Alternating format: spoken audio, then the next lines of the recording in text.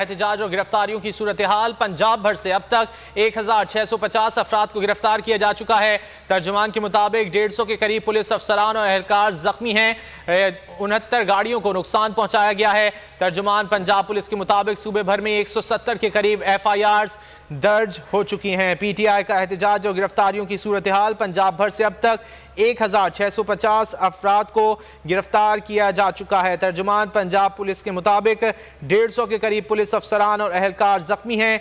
69 गाड़ियों को नुकसान पहुंचाया गया है। सूबे भर में 170 के करीब FIRs दर्ज की जा चुकी हैं। PTI का एहतजाज और गिरफ्तारियों की सूरत हाल।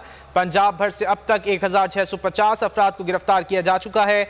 150 के करीब पुलिस अफसरान और एहलकार जख्मी हैं। तर्जुमान पंजाब पुलिस के मुताबिक 69 गाड़ियों को नुकसान पहुंचाया गया है। सूबे भर में 170 के करीब FIRs भी दर्ज हो चुकी हैं। पाकिस्तान तहरीक इंसाफ की जानिब से एहतजाज और गिरफ्तारियों की सूरत हाल।